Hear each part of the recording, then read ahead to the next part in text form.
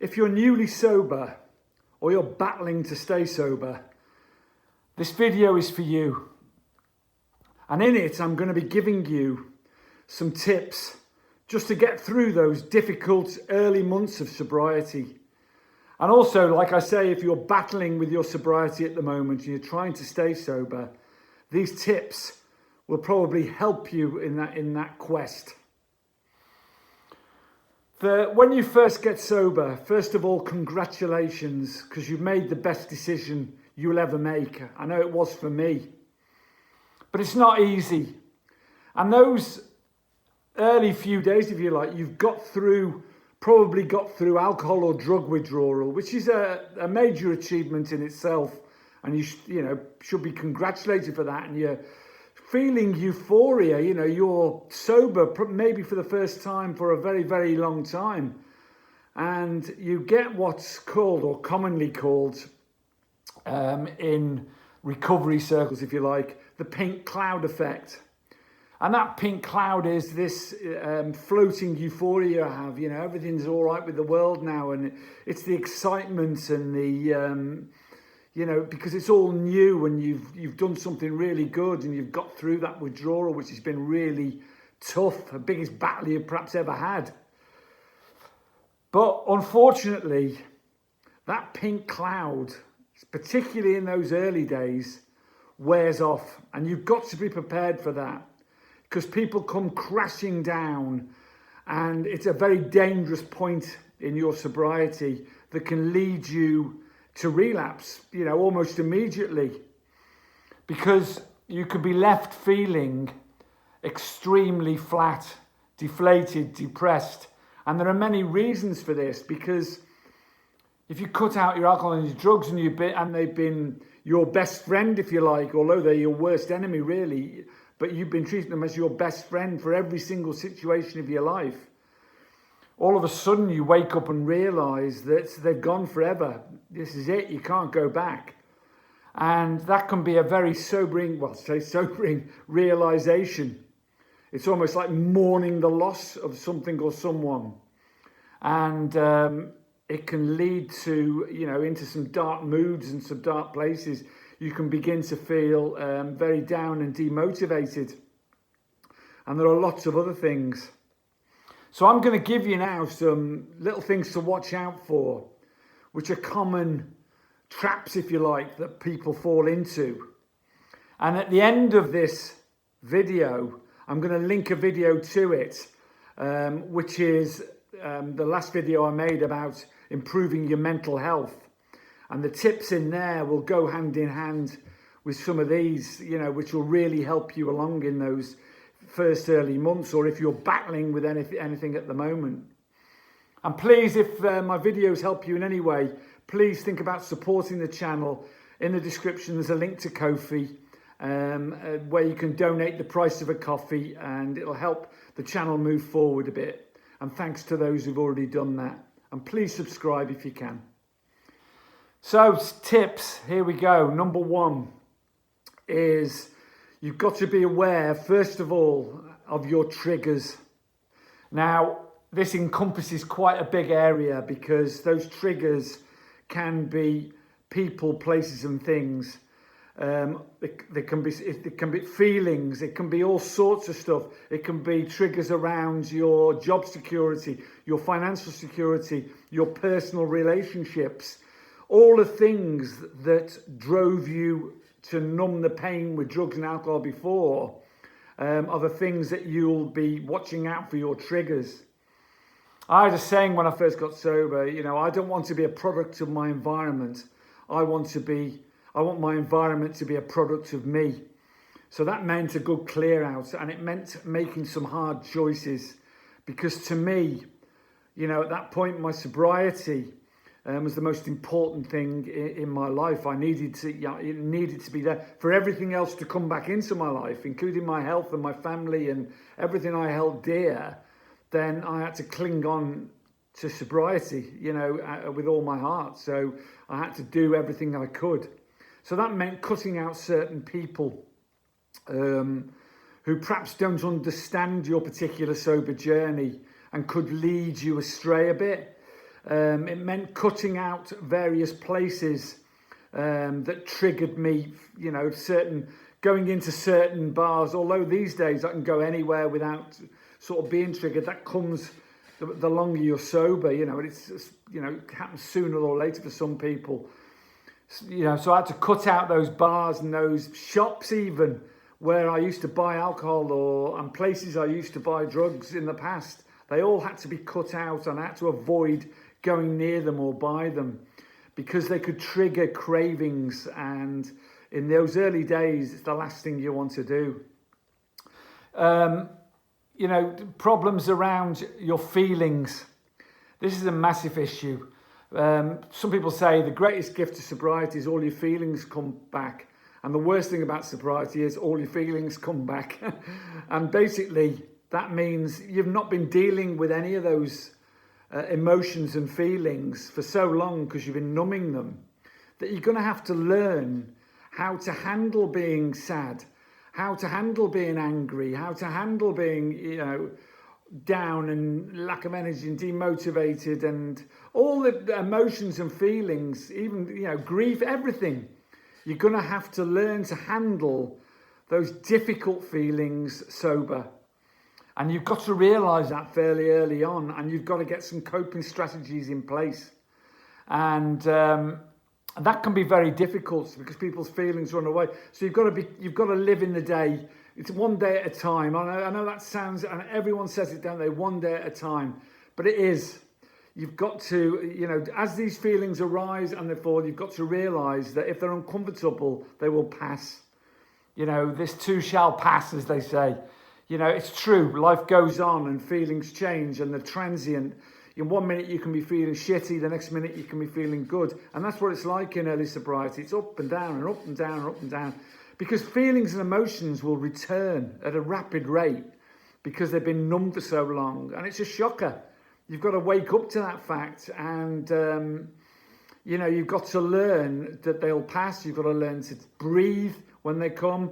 You've got to learn to distract yourself from them in various ways, and that can be anything you decide to do, whether it's go for a walk or do whatever. Well, read a book. It doesn't matter. Have a hot bath, whatever it takes. Breathe. Just distract yourself, and then issues around financial security in relationships. Well, another tip I'm going to give you is that your financial issues, which may have been plentiful while you've been in addiction, I know they were for me, will resolve if you can just, the money that you spent or always found for your addiction, you have to reinvest. So you can either save a little bit of money each week that you would normally have spent on booze or drugs, or you can invest it in yourself by buying healthy food, treating yourself now and again, to a nice meal out or whatever it is, if you feel that way inclined, or a trip to the cinema, or I'm just using little examples here, or you just might want to save and just get some financial security, because that'll lift a massive weight off your mind as well. It might not solve all the problems that you have, because life's cruel and hard, particularly at the moment with the cost of living crisis and all the rest of it. But at least now you're not pissing it down the drain on drugs and alcohol. You can put some aside. And as for relationship problems, that's one for you, isn't it? You may have to make some particularly hard decisions around your relationships, particularly if your significant others are not supportive of your recovery journey. But that is the only decision only you can make. Fortunately, I had a great support behind me, and that was fantastic. So that's triggers and financial security. Right, routine. In the early days in particular, you need to build a routine, a daily routine, particularly a morning routine, but a daily routine preferably. And you do this in two ways. You can write down each morning, as you do a gratitude list each morning, which again you should do in your early sobriety. Be grateful for what you do have, not what you want or what you haven't got or what you're chasing. Forget all that. Just be grateful for what you have got. You may only write 2 or 3 things down, but alongside that gratitude list, write yourself some small daily goals. Small goals. It's really important that they're small and achievable, otherwise you'll be demotivated if you don't quite make them. Although that's not the end of the world either, but it's lovely if you can achieve these little small goals, and they'll build into your routine. So your daily routine in the past, when you were in addiction, might have been non-existent. Fall out of bed, withdrawal, chasing after drugs and alcohol all day, chaos, unmanageability, hiding, lying, dishonesty, all of that around your addiction. And now it's time to get honest and be honest with yourself. Put these little things in place. It might be as simple as doing your teeth, having a shower, washing and ironing your clothes, getting ready for the day, doing a little breathing exercise, a bit of meditation, doing whatever it takes to prime yourself up to be the best you can be for that day, to face that day. And you might want to put some smaller goals in the day as well. Routines around your healthy diet, the food you're going to prepare yourself, because everything you put into your body now is very important, and it has to be clean, healthy, and a medicine for your body to recover from the effects of the alcohol and the drugs that you've been taking, and the way you've been living your life without nutrition, probably just junk food. So all these little things. A goal might be initially to eat cleanly as well throughout the day, and you can put all these things into place using that bit of financial stability perhaps you've got yourself. It's an exciting new journey. You're recreating yourself, rebuilding yourself.